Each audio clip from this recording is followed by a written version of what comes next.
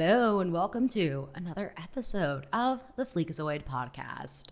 Just a really quick note, I'm really sorry about my audio. I have a very echoey room. This is the best way I can edit it. I'm so sorry. Okay, let's move on.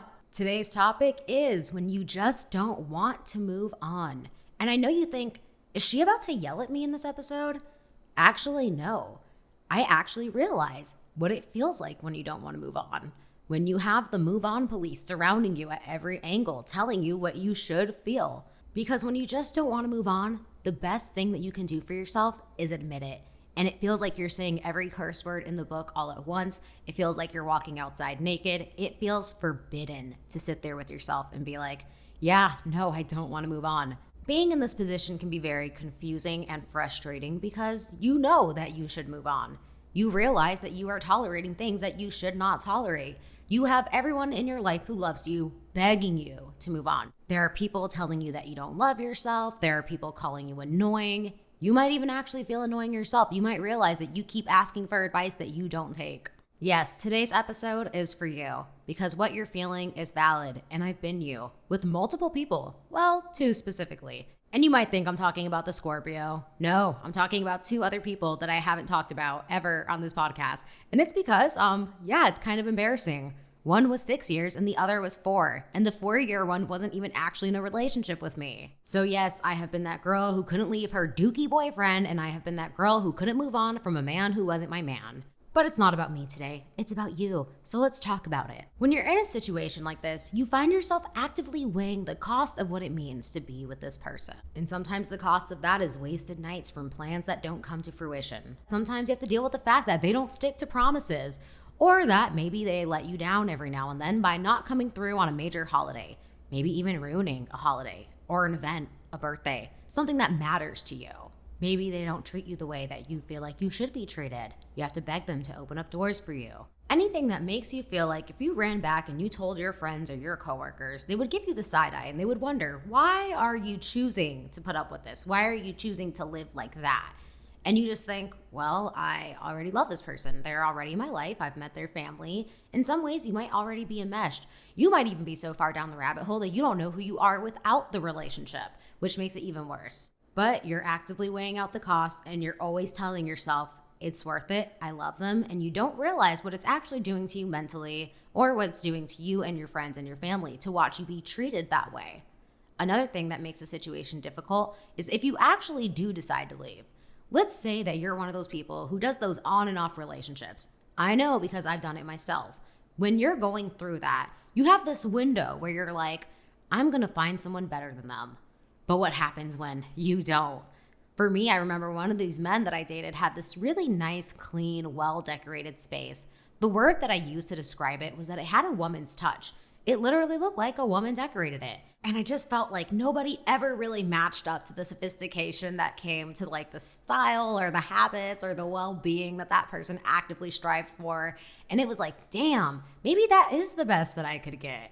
And it just kind of made me think, well, as long as there's somebody who's not as good as him, he really is my best option, right? No.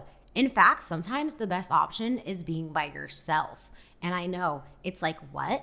Yeah, sometimes self-worth isn't about who wants you. It's about you wanting you. And it's about knowing that just because all these men suck around you is not a reflection of your desirability or your value as a human being.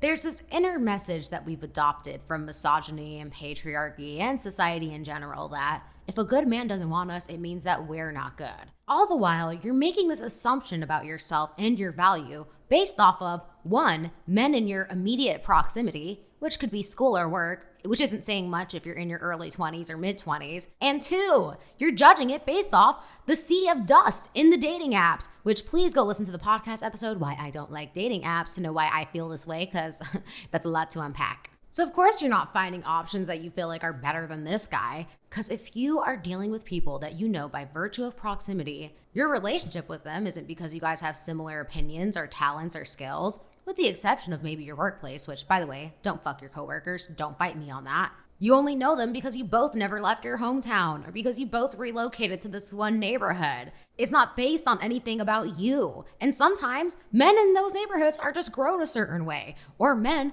who are attracted to certain neighborhoods are just a certain breed of douche. i.e. Miami. Basing the value of yourself based on who wants to date you is absolutely atrocious. Not only because men will quite literally date anything, but because it's not an accurate reflection of your value. Also, somebody could think you are so perfect for them while you could feel like they are so wrong for you. It does not mean shit when someone thinks that you are worth dating. It's kind of like feeling like you ain't shit if you don't have a man during the winter season. Like, babe, no. Having any man just to have a man is far more embarrassing than being alone. You might feel like it's giving you value, but having any man just to have one just because you think that your value isn't valid unless a man sees it? Oh no, honey, nothing lowers your value faster than just picking any dude just to say you have one. So back to the topic. You leave this guy or this guy leaves you and you are put in a position to find something that you feel like is of equal or greater value to you.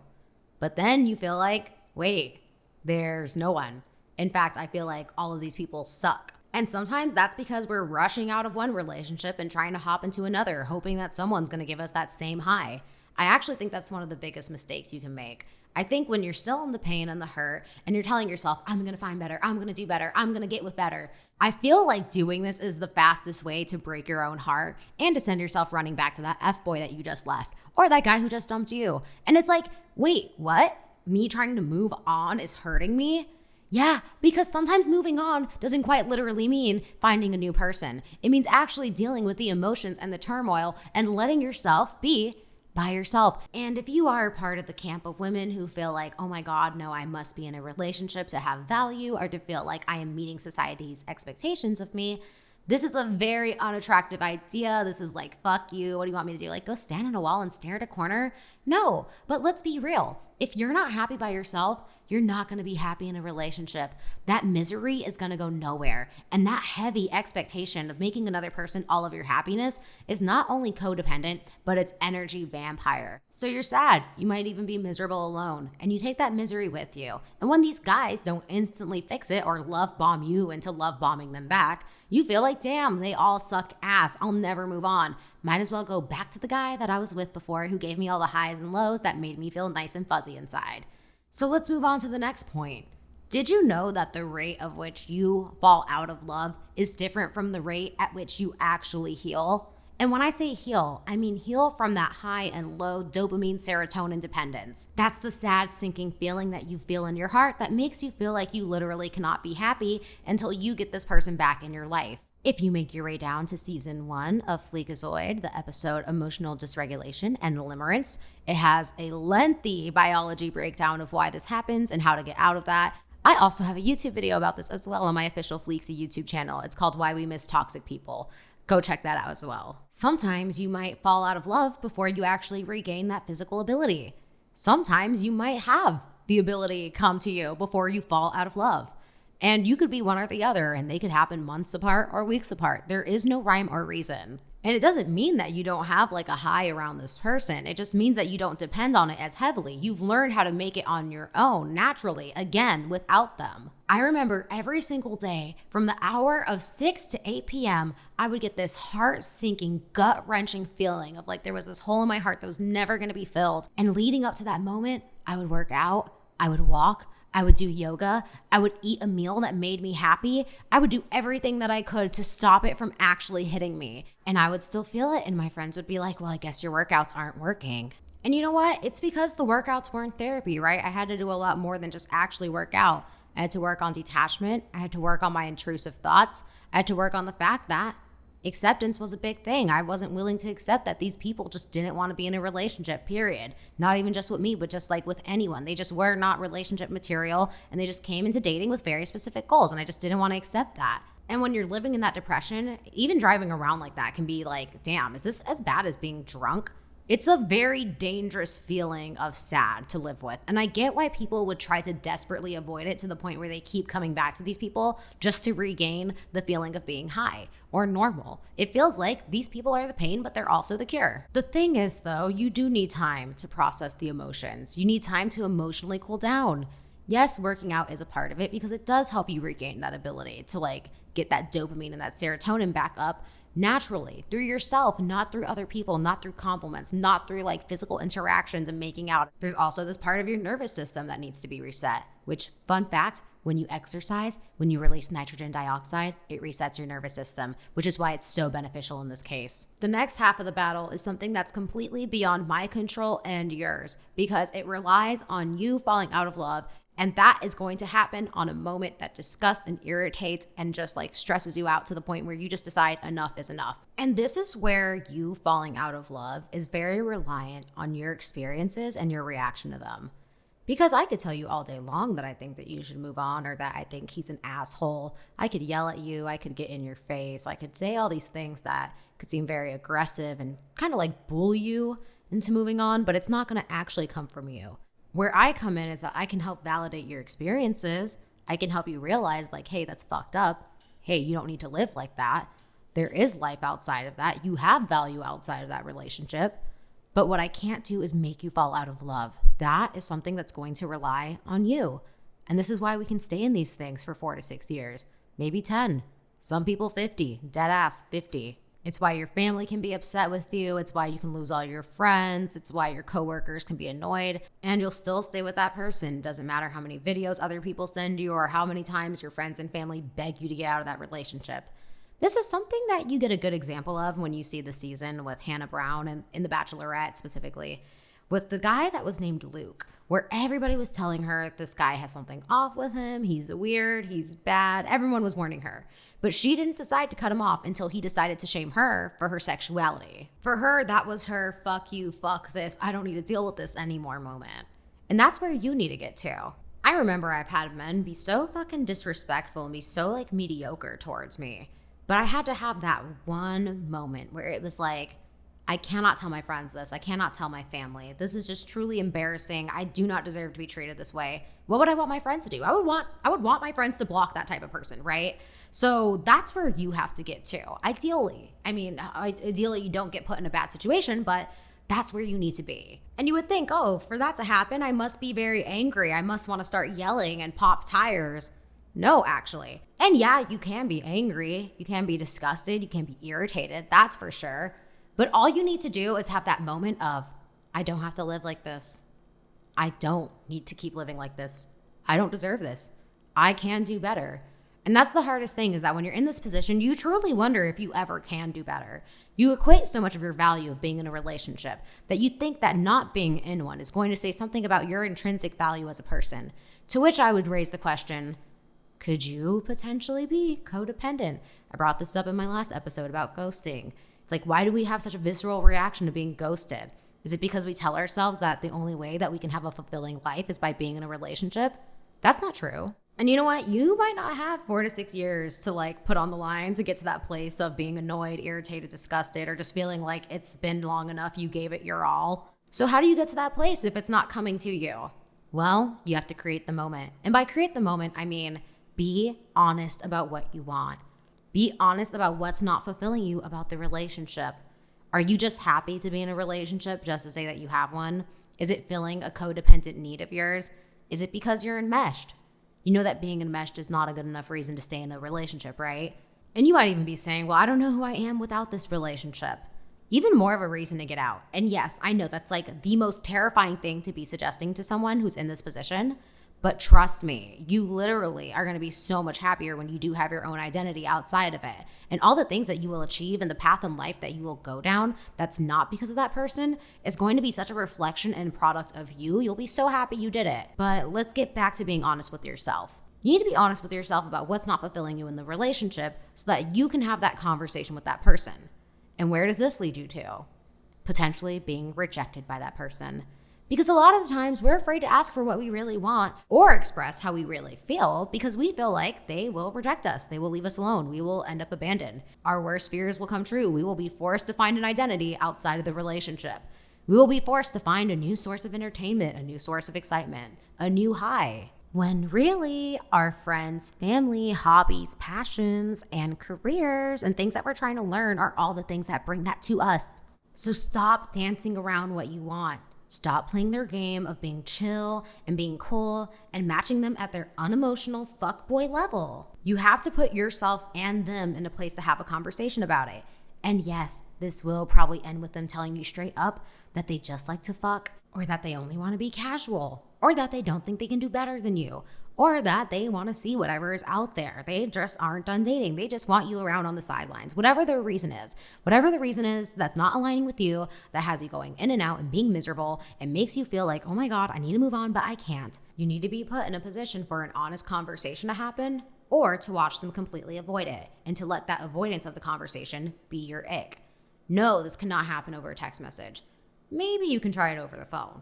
In person is best, because when you see their face and you see how little fucks they give, that's where you really get sickened, grossed out, and disgusted. My podcast episode, Situationships End When You Stop Asking How They Feel and Start Asking How You Feel, is a great example of this, and I highly recommend it if you're going in and out and you want a little bit more on this topic. The goal of having this conversation is for you to stop pretending to be them. Stop pretending to be malleable to them. Stop pretending like you are okay with their half-ass level of delivery, and put them in a position where they have to pretend to be you. And no, not in the, oh, but I like you, but I care about you, but I don't want to date you type of way. In the, hey, I want a serious relationship. I want something with an outcome. I want to be stable. I want to be healthy type of way. And to actually live up to that. Because what's going to happen is you're going to realize, damn, I was really pretending to not have needs or emotions or feelings or goals or outcomes. And they can't even meet me there. Like, they can't even pretend right back. They were giving me crumbs. You're going to realize the crumbs you've been digesting all along from this individual. Quick break. I hope you guys are enjoying the podcast. I'm going to insert an ad right here. And we're back. All right, back to the topic. On top of realizing the crumbs that you've been digesting all along, you'll also realize that by hiding what you actually are, who you really are, and what you really want, you are not only cheating yourself, but you are trying to control an outcome to a situation that you have absolutely no control or say over. And that is how another person moves in relationships and how they feel about you. Because if this was a person who only liked you because you were pretending to be low effort for them or low maintenance for them, then they didn't really like you, and the relationship was living on borrowed time anyways. And in that case, they were trying to control you and how you move in relationships. You guys were cheating each other. From my personal experience, whenever I played toxic games, the only thing that it achieved was keeping me with toxic people. Because these relationships felt like a tug of war. They felt like a chess game. It felt like we were both calculating our every thought and every move. When to be low effort, when to be dramatic, when to be high effort. It's very mentally exhausting, and that energy could be better spent. And with somebody who just freely gives it to you. You don't need to be actually fighting with this person back and forth about when to show up and when to show out and when to not. Another great thing about being raw and honest with yourself and this other individual about where you stand and what you want, and giving them the opportunity to tell you, hey, that's not me, is that you will feel like, damn, I really did everything I could to make this work. There's this feeling of having fully explored every outcome of a relationship and trying to give it your all that will make you realize, I don't have to try any harder. That's enough. At this point, it is truly forcing it to the degree that should make you feel uncomfortable. And with all that being said, if you still don't want to move on after the conversation, after this podcast, after your friends and your family and all these things surrounding you, telling you that, hey, girl, it's time, or you need to make it time, you might just keep living your life out in a way that keeps you in that relationship. You won't allow yourself to distance yourself from the relationship. You won't allow yourself to grieve the loss, and you will always keep the crumbs of hope alive. And this is the part where you might live in the shame of never admitting that out loud, because technically you should be moved on. After horrible treatment, years of no relationship, and even the emotional turmoil that you have been through. But here is the tea, the truth of the situation. A guy who wants you will snatch you up in the first 1 to 3 months. He will never drop that ball from that point on. And he will not give another man the opportunity to take his place. And no, not in a douchebag territorial way, in the way where it is a man who values relationships just as much as you do, and who also wants what you want from a relationship. Because a douche master will sit there and be like, oh, well, I just don't want her to be happy. I don't want her to move on. I don't like seeing her with other people. So let's say you are 4 to 9 months of dealing with somebody who has you in this experience where you're starting to feel like you should move on or that you want to move on. But you also feel like, wait, could I sneaky link my way into a relationship? Could I still get something out of this? Maybe they just need more time to figure out that they love me. Babe, they would have done it by now. I'm telling you, it would have already happened by now. It would have happened again and again and again. So what do you do when you're at this place? Well, you have to accept that the situation won't change, and neither will that person. And you have to use that acceptance as a moment to detach. And fun fact, you can be allowed to feel all the emotions of hurt and upset even after accepting them and the situation. But don't make an identity out of it. And I said this in the episode about ghosting, but it applies here too. When you are separating from a situation that feels painful, you have to tell yourself, today is the day that I am starting my healing journey. And then guess what? A week out, you'll tell yourself, I started my healing journey 1 week ago. And the thing about the healing journey is that it's not clean. It's not always sunshine and rainbows. Don't tell yourself that, because then you're going to feel like you're not actually healing. What makes me feel good in these moments is that another day will pass on and I'll tell myself, you know what? It's been 1 week and 1 day since I started my healing journey. It's been 1 month since I started my healing journey. And yes, sometimes the healing journey means that you will lose friends. Your life will feel boring because you don't entertain toxicity anymore. You don't have fuckboys to see late at night on the weekends. You don't have that rush of racing to your car at 2 a.m. when you get that text message. And at first, it's going to feel very disruptive. But one of the ways to deal with boredom is by letting yourself be bored. Eventually, you will find the peace and simplicity in these situations. I know for me, the Scorpio would try hitting me up at 9 p.m. after I had unblocked him, unfortunately, after 6 months, and I'd be in bed with my cat. I already did my skincare. And old me would have been like, you know what? I'm gonna come over there with my wet hair and skincare right now. I don't give a crap. I just want to see this man. And then the part of me that was like, no, I did my skincare. I'm with my cat. I'm cozy in bed. And this guy didn't make a plan with me anyways. In fact, he's disruptive to my peace right now. That's how you'll feel about anybody who tries to invite that into your life. Hopefully, eventually, you'll get there. Don't be mad at yourself if it doesn't happen overnight. But just know that if it's not in your nature, that beating yourself up about it and telling yourself how toxic, dysfunctional, and broken you are for wanting things like this is not going to help you out.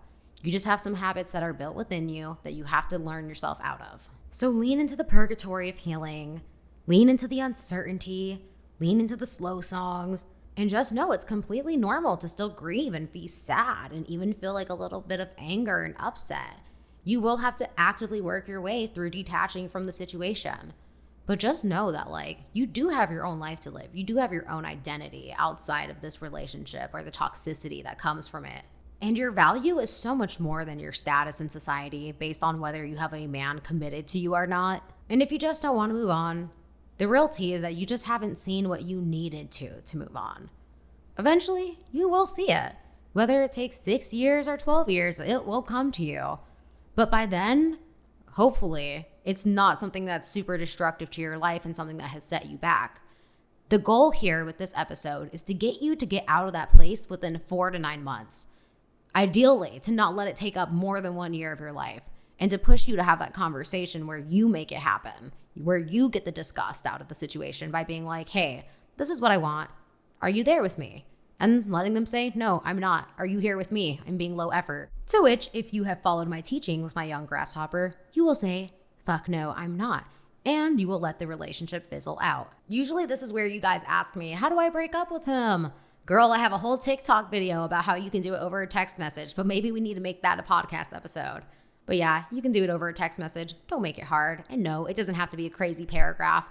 So that, my lovelies, is today's podcast episode. I feel like this has been a long-awaited one, but it's one of those things that you can't really see until you leave the heats of an emotional situation. That is only when you are truly able to see the situation logically. So hopefully, by the time that you guys watch this episode, you're in your emotional state, and then maybe you can come back and revisit it when you're in your logical state and be like, wow, it makes so much sense. I hope it helps you out. I hope it helps your friends out if you decide to send it to them.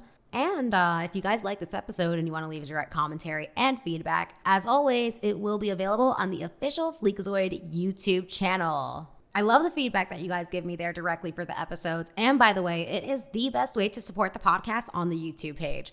Also, if you want to support me on your podcast page, make sure to hit the follow button or subscribe wherever you're watching me from, and leave me a 5-star rating on Apple or Spotify, wherever you're watching me from. Again, leaving a nice little comment is always appreciated too.